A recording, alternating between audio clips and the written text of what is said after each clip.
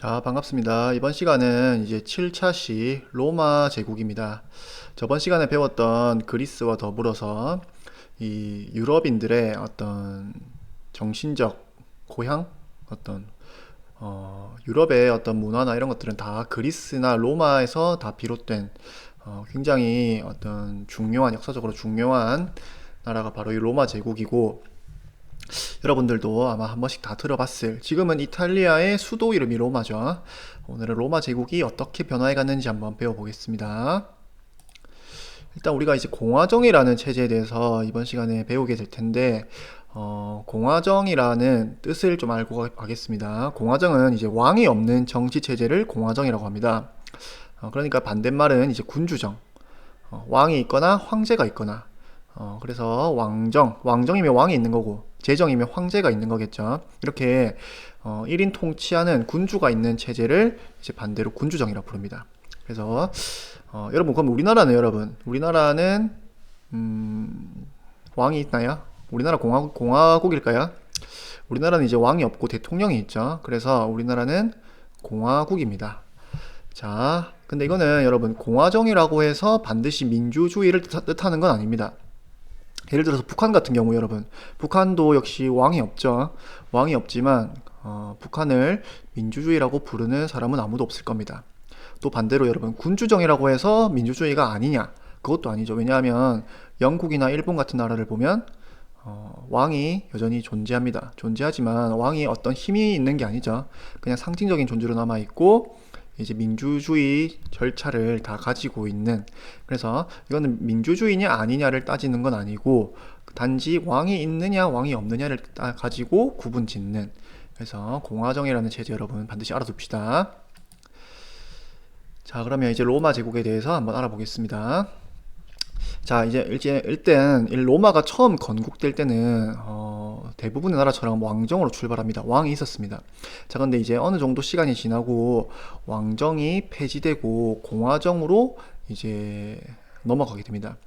이 계기는 뭐 교과서에 여러분 안 나오지만 그냥 간단하게 말해주자면, 이 왕의 아들이 어떤 귀족의 어떤 딸을 이제 성적으로 폭행을 가하는 그런 일이 있었습니다. 그래서 그런 일을 겪으면서 이 로마의 귀족들이 들고 일어나서 왕정을 폐지하고 왕이 없는 시스템, 공화정이 수립되게 됩니다. 자, 그래서 이제 귀족들이 이제 정권을 장악하게 되는데, 이 귀족들이 정권을 장악하였지만 그리스도 여러 번 마찬가지였는데, 이제 전투 시스템이 바뀌면서 평민들이 전쟁에 참가하게 되고, 평민들이 전쟁에 참가하면서 공을 세우게 되니까 참정권을 확대하는 요구가 일어난다고 했죠. 그래서 귀족들도 이런 요구들을 들어주기 싫었지만, 이제 평민들이 계속 요구해오고, 우리 참정권을 확대 안 해주면 우리는 전쟁에 나서지 않겠다, 이런 어떤 요구를 들어주게 되면서 결국 평민회라는 것이 수립되고, 이 평민회에서는 이제 평민들의 어떤 권익을 보호하는 관리, 호민관을 이제 선출하게 됩니다. 자, 그래서 여러분 네모 밑에 선생님이 여기 표에 이제 로마의 간단한 어떤 정치 구조를 실어놨는데, 원로원이라는 것은 이제 귀족으로 구성되어 있는 것이고, 이 집정관은 로마의 어떤 최고 행정 책임자입니다. 근데 이걸 두 명을 뽑는데, 한 명은 귀족들이 뽑고 한 명은 평민들이 뽑습니다. 또 이와 별개로 이제 평민회라는, 지금으로 치면 의회의 역할을 하는 것이 있고, 평민회에서는 평민들만 이제 이 호민관을 선출하는, 호민관도 역시 두 명을 뽑습니다. 그래서 이런 어떤 정치 구조를 가지고 평민들의 어떤 이제 권익이 보호되는 시스템을 가지게 됩니다. 자, 그래서 이렇게 평민들의 권익이 보호되고 평민들에게 이제 어떤 의식이 생기냐면, 이 나라는 귀족들의 나라가 아니라 우리 모두의 나라다, 우리가 지켜내야 될 우리나라다라는 이런 의식이 강화됩니다.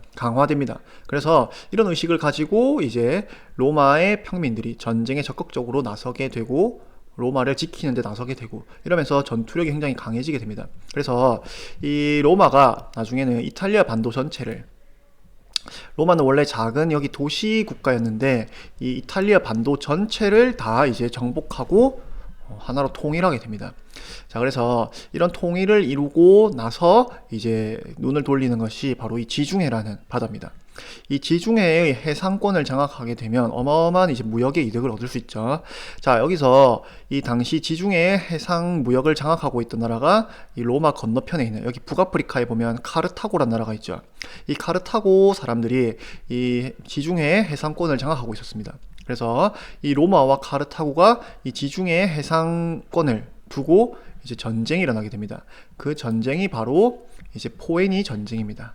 그래서 이 세 차례의 전쟁을 거치면서 이 로마가 결국 카르타고를 물리치고 지중해 세계의 이 패권을 장악하게 됩니다. 자, 그래서 이때 이제 포에니 전쟁도 이야기가 굉장히 많은데 선생님이 간단하게 2차 침입, 이거 교과서에 안 나오니까 여러분 시험 공부할 필요는 없습니다.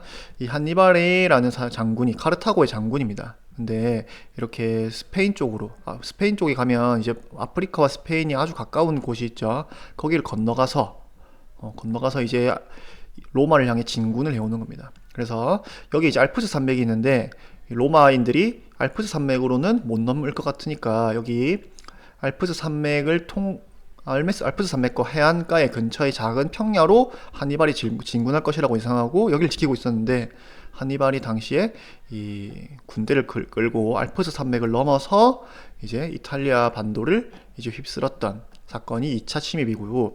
이 때문에 이제 한니발이라고 하면 굉장히 이 로마에서는 공포의 대상입니다. 자, 그래서 지금도 이제 한니발이라고 하면 그냥 공포 영화의 어떤 사이코패스의 어떤 주인공 이름이 바로 이런 한니발로 붙여질 만큼 한니발이라고 하면 지금도 서양인들한테는 굉장히 공포의 대상으로 남아있는 이런 더 많은 이야기거리들을 가지고 오는 게 이 포에니 전쟁이고 결국 로마가 지중해 해상권을 장악하게 되었다라는 거.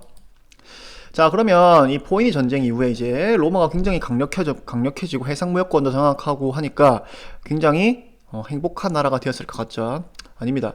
이 아까 말했듯이 로마는 평민들이 직접 전투에 나서는 시스템을 가지고 있습니다. 자, 근데 이렇게 오랜 전쟁을 하다 보니까 이 농사를 평소에는 농사를 짓고 전쟁 시에는 이제 칼을 무장을 해서 나가는 거죠. 근데 너무 오랫동안 전쟁을 하다 보니까 집에 농사를 지을 사람이 없어지게 됩니다. 그러면 남아있는 가족들은 이제 먹고 살 게 없겠죠. 먹고 살 게 없으니까 그렇다고 뭐 굶고 살 순 없죠. 그래서 자기 토지를 이제 귀족들에게 팔아 넘기게 됩니다. 그럼 귀족들은 이제 헐값에 이런 어떤 토지를 대규모로 장악하게 됩니다. 그래서 귀족들은 이제 대농장을 이제 경영하게 되면서 엄청난 부를 쌓게 되고 반대로 이 로마를 승리로 이끌고 돌아온 이제 집으로 돌아왔는데 평민들이 돌아오고 나니까 자기 토지도 없고 자기 가족들도 막 노예로 팔려가 있기도 하고 이런 어떤 빈부격차가 심화되게 되는 겁니다. 자, 그래서 이런 식으로 이제 사회가 혼란스럽게 되고 정치 질서가 흔들리게 되는 것이 이 포에니 전쟁 이후에 일어난 로마의 상황입니다. 자, 그러면 당시 이제 이런 어떤 상황을 극복하기 위해서 그라쿠스 형제라는 사람들이 나옵니다. 그라쿠스는 당시에 이 호민관으로 뽑혔던 평민들이 이런 상황을 해결하기 위해서 어떤 이 호민관으로 뽑았던 사람이 이 그라쿠스 형제입니다. 자, 그라쿠스 형제가 이제 이 티베리우스 그라쿠스라는 그라쿠스 형제 중에 형입니다. 이 형이 했던 당시 연설문인데 이 연설문을 읽어보면 짐승들도 집이 있는데 근데 이탈리아를 위해 싸우거나 죽은 사람들은 아무것도 가진 게 없다. 집도 없고 가정도 없고 그냥 떠돌아다니고 있을 뿐이다. 다른 사람들의 부와 사치를 위해 싸우다 죽었을 뿐이고 자기 소유라고 할 만한 한 조각도 없다. 그래서 당시 이 호민관으로 나섰던 이 티베리우스 그라쿠스가 이런 어떤 연설을 하면서 이대로는 우리가 진행되어서는 안 된다 라고 해서 이제 귀족들이 너무 토지를 많이 가지고 있고 평민들이 토지가 없기 때문에 일어난 일이다 라고 해서 귀족들의 토지 소유를 제한하고 이제 일반 평민들에게 토지를 나눠주려는 정책을 펼칩니다. 근데 귀족들 입장에서는 여러분 이 정책을 들으면 어떻겠습니까? 굉장히 기분이 안 좋고 우리 재산을 뺏어가니까 기분이 안 좋겠죠. 자, 그래서 이 그라쿠스 형이 먼저 피살당하게 되고 10년 뒤에 동생 그라쿠스가 다시 호민관이 되어서 이런 개혁을 추진하다가 다시 실패로 돌아가게 됩니다. 자, 그래서 이런 개혁들이 실패로 돌아가면서 엄청난 이제 로마의 정치적 위기, 굉장히 혼란스러운 상황이 찾아오게 됩니다. 자, 그래서 이 평민들 더 이상 이제 어떤 토지가 없단 말이죠. 그러면 이 사람들 뭘 먹고 살까? 열심히 이제 전쟁하고 돌아온 사람들이죠. 그래서 이 사람들이 장군들의 개인 병사로 들어가게 됩니다. 그래서 이 개인 병사 장군들은 이제 이런 빈민들을 모아서 엄청난 이제 군대를 가지고 이 장군들이 이 혼란을 극복하기 위해서 이 병사들을 데리고 어떤 내분이 일어나게 됩니다. 그래서 이 내분을 이제 최종적으로 수습하는 사람이 카이사르란 인물입니다. 카이사르. 카이사르의 정식 명칭은 율리우스 카이사르라고 하고, 이 사람이 이제 이런 혼란을 수습하게 되면서 이 사람이 이제 여러분 7월이 영어로 줄라이죠. 줄라이. 이 줄라이가 이제 이탈리아 로마식으로 읽으면 율리우스에서 따온 겁니다. 카이사르가 7월에 자기 이름을 붙인 겁니다. 자, 그래서 이런 혼란을 수습하게 되고 카이사르가 이제 굉장히 어떤 권력을 쥐고 이 혼란을 수습하게 되는 거죠. 자, 근데 이 카이사르가 혼란을 수습하는 과정을 보면 굉장히 다른 사람들 눈에는 뭘로 보이냐면 이 로마가 사실 공화정, 왕이 없는 거죠. 근데 카이사르가 엄청난 병사를 거느리고 이제 이 로마를 평화를 수습한단 말입니다. 그러면 어떻게 보이냐면 다른 사람들 눈에는 카이사르가 혹시 왕이 되려는 게 아닐까? 카이사르가 왕이 되어서 왕과 다를 바 없는 처지가 되어서 로마가 공화정이 아니라 왕정이 되는 게 아닐까? 그래서 카이사르가 마치 이 공화정을 붕괴시키려는 사람처럼 보이게 됩니다. 그래서 이 카이사르가 없어져야지만 로마가 공화정이 지속될 수 있다. 그래서 카이사르의 반대파들이 나타납니다. 그 반대파들이 결국에는 이 카이사르를 암살하게 됩니다. 그래서 이 암살할 때 장면이 그림으로 남아있고, 이 카이사르가 남긴 유명한 마지막 말이 브루투스 너마저 라는, 이 칼을 쥐인 인물이 브루투스라는 인물이고, 카이사르가 굉장히 친아들처럼 아꼈던 인물입니다. 근데 이제 이 브루투스가 칼을 쥐고 이제 이 카이사르를 암살하는 장면이 이제 그림으로 남아 있습니다. 자, 그래서 이제 이 카이사르가 다시 피살되게 되면서 로마가 이제 혼란에 다시 빠지게 되겠죠. 그래서 이 혼란을 장악하는 사람이 이제 카이사르의 어떤 조카라고 알려져 있는데 옥타비아누스라는 인물입니다. 이 옥타비아누스가 다시 카이사르가 죽고 난 뒤에 권력을 장악하게 되고, 이 사람이 이제 권력을 장악하게 되면서 이제 원로원으로부터 어떤 칭호를 받냐면 아우구스투스, 존엄한 자란 뜻입니다. 이 아우구스투스라는 용어도 이제 지금 8월을 나타내는, 우리가 8월이 영어로 어거스트죠.